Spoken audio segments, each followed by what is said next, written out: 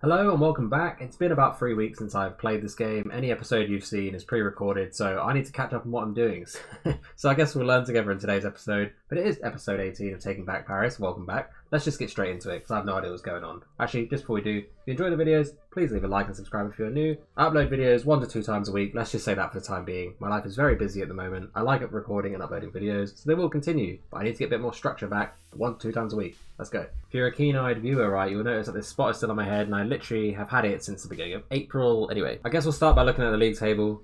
It is the last game of the season. As you can see, we're currently sat in third. Third is the Champions League qualifying stages, so it's not straight in at the groups, but that is where we're sat at the minute. We're 3 points ahead of Lens, but we could still fall out of it today. Today we're playing Lille, who are 6th, and Lens are playing Monaco, who are 5th. So, a bit of drama on the last day of the season. So basically, realistically, we just need to avoid a loss today, and we'll go into the Champions League. Whether we'll make it to the Champions League through the qualifications is another story, but let's just be positive. We'll maybe make the Champions League. Bare minimum group stages is the Europa League, and a record for our highest finish again, so every season we've done better than the last, which is really nice. I left you here on this PSG game, but if you remember, we only lost 1-0, but after I pressed stop on that recording, my computer crashed, so I had to replay it. We only lost 1 game, so it could have been way worse, but we had to replay it, and we lost 3-1, so, I mean, it was only 1-0, but now it's 3-1, but regardless, at least we still lost, I guess, because the continuity of the series remains the same.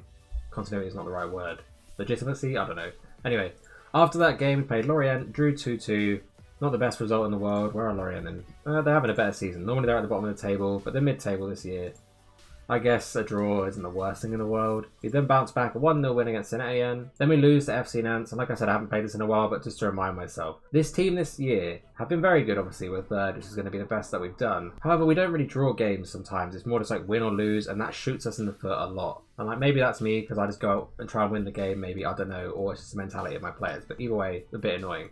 But after that, we played Nice, we won 1-0. It was a good bounce back game, I guess. At the beginning of March, we then played RC Lens, who are kind of a little rival for us at the minute. Like the last game of the last season, it was whoever won out of us to be in Europe, in Europa Cup 2. And then this year, the last game of the season goes down to who's going to be in the Champions League out of me and them. So it's a nice little rivalry, but either way, they beat us quite convincingly as well, which was annoying.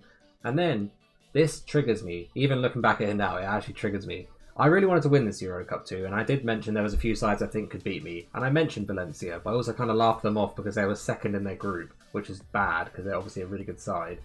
But yeah, we went to Valencia and just got absolutely hammered 4-1. And after this game, I knew, okay, it's over. There's no real point in recording the game, because the second game, because I know we're going to lose regardless on aggregate. We're not winning like 4-0 or 4-1 or whatever they beat me, so yikes. Then in between we played Marseille, which is nice to get a bounce back, but after getting beat 4-1 we did bounce back in the league quite nicely. 1-0 at Marseille, solid result. Then there was the second leg against Valencia, 2-2. Like, if we have a look at the stats quick, just to remind me and you, fairly even game, but I wouldn't say we deserve to win. Like, the XG is not really there for us. Just meh. This looks like an open game and we deserve to concede 2 goals. And then we lose 6-3 on aggregate, which is triggering because we're not 6-3 worse than Valencia, if that makes sense. I think we're at least just below them because they probably have way more money than us, but we should be putting up more of a fight than that.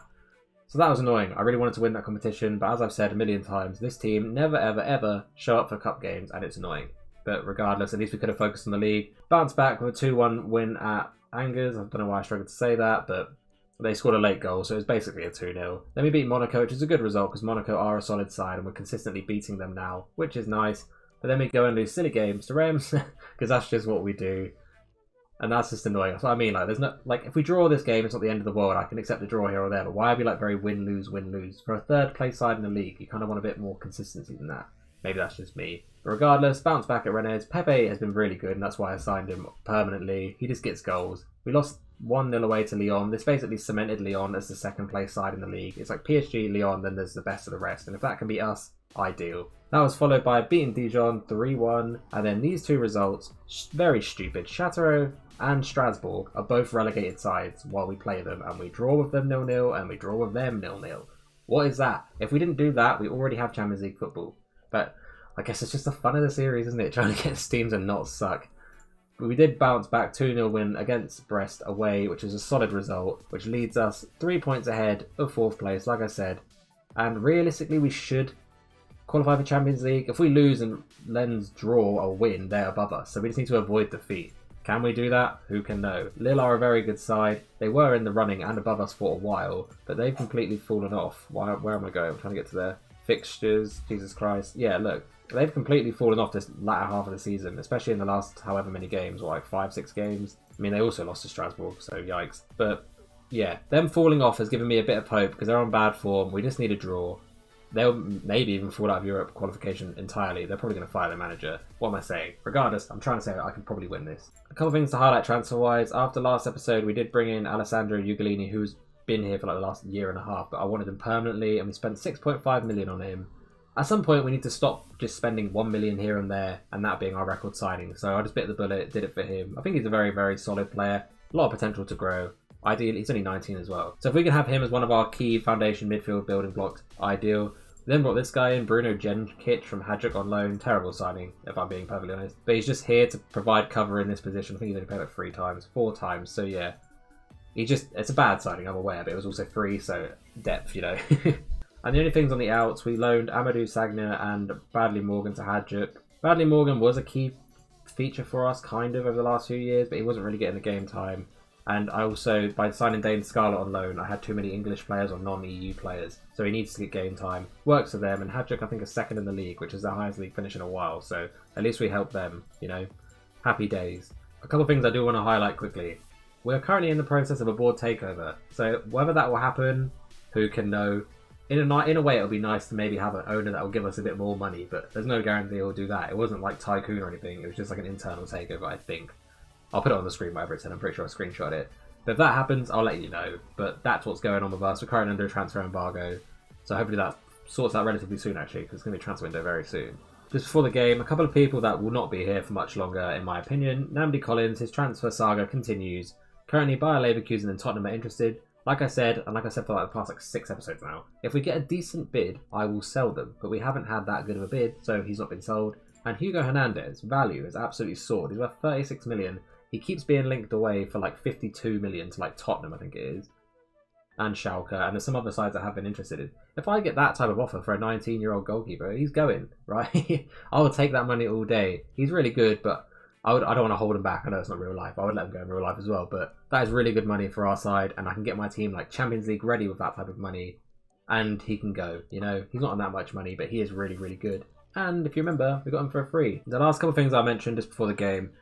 Gallan's had a really good goal scoring season. If he scores in this game, that'll be his 30th league goal for us, so that'll be amazing, seeing as we brought him in for like 2 million. He's already broke the goal scoring records anyway, so happy days.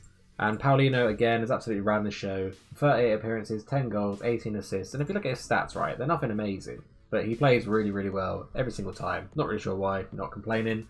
Brought him in for free.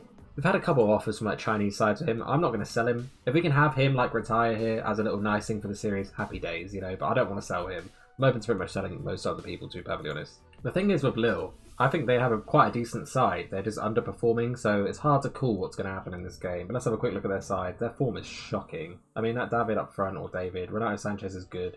They have some decent players. But let's just hope this goes well. We don't lose. That's all I want, a non-loss. Actually, I want to win, but if we don't lose, happy days. Early encouragement as per usual, my dude. We start off with a hot nothing happening. Can we get the ball? No possession so far. Gotta whip it in, Fran. 50p Collins, pretty sure he hit the bar, maybe. I don't know. Regardless, wasn't a goal. At least it was our highlight. Not much is happening so far. Hopefully this is our highlight. Sessegnon, go down the wing. That was a terrible pass. Still be my highlight, please. Fran Garcia loves a yellow card, and he's on one right now, but he's going down the wing. Good ball to Pepe. Get it in, please. One of you get it in. Good goal. Rocket little header from Romero. So Fran Garcia, good whip it in. Bullet header by Romero. Romero is one of those players that will either play awfully or really good. So let's hope it's the really good. Paulino, how have I not changed that throwing routine? I've been saying it for about 3 months. Go on, Paulino. Spank one. Almost. I don't want to jinx it, but we look like we're playing quite well early on. Go on, Gallan. Get your 30th goal of the season. I would have probably got a bit closer before shooting, but I guess it was our highlight, so I'm not going to complain. Not really sure what's going on in this highlight. Go on, Pepe, run. Or what a great ball. Go on, Gallan, finish. I don't know what I was saying there. But Gallan's got his 30th goal of the season, so happy days. I didn't realise they had 10 men on the pitch because someone was injured, but yeah, I wanted Pepe to run, which is what I was trying to say, but that was a great ball. I didn't even see Gallan, so that's why I'm not a footballer. And then Gallan, great finish. Bottom corner. I really don't want to jinx it, but it looks like, touch wood, we might be getting Champions League football. Alright, we're 70 minutes in. Nothing really has happened in the second half. Do I want to take Pepe off? Well, I'm going to have to take Pepe off now because he's injured. I'm bringing Sorrow on. This Buena has agreed to transfer to RC Lens because he wanted like 35 grand a week and I'm not paying him that. So ideally we don't bring him on. Alright, the siren's gone, let's carry on. And nothing is happening in the second half other than Pepe getting injured. I mean, I'll take the 2-0. Bit boring video-wise, but we'll take it. Anything going to happen, guys? Or is it just going to teeter out into a 2-0 win? I mean, I'll take it. I'll take it. We managed to get Champions League. That is our highest league finish again, which we've done every single year, which is really nice. Have a look at the league table. We finished with 72 points. And RC Lens lost, I guess, yeah, to Monaco. So comfortably got Champions League football at the end. But it did come down to the last day. It really doesn't look like it there. But happy days. Lille also miss out on any European football, which is a massive underachievement from them, in my opinion. And there you go. Paris qualified for the Champions League. Happy days. What was our 10 million? You know, I want a bit more money than that to spend. But like I said, if I sell some of my key players, I say key players, if I sell my goalkeeper, I'm going to have a lot of money. And the Champions League is a good thing to be in because that's pretty much how you get loads of money in this game anyway. The only issue I have with the Champions League is I don't think the French side that normally finishes third gets through. But we will try. But I think that will do it for this episode. Going forward with these videos, I might only do 2 a season, just so I can cover more and play more off camera. I'm very busy at the moment with my job and my life and all of that. So I still want to upload these videos, and they are a lot of fun to make. But obviously I want to be able to consistently put them out as opposed to being sporadic, as I kind of am at the minute, and I hate that. Really not who I am as a person. But regardless, I guess you'll find out what I do. But anyway, if you enjoyed the video, please leave a like and subscribe if you're new. Like I said at the beginning, I upload videos 1 to 2 times a week. Once I get my job and everything sorted, I'll say the days I'll upload videos. But for right now, it's just 1 to 2 times a week. But anyway, like I said, if you enjoyed the video, please leave a like, subscribe if you're new, stay safe, and we'll see you soon for another one. Bye! There's bunnies back there.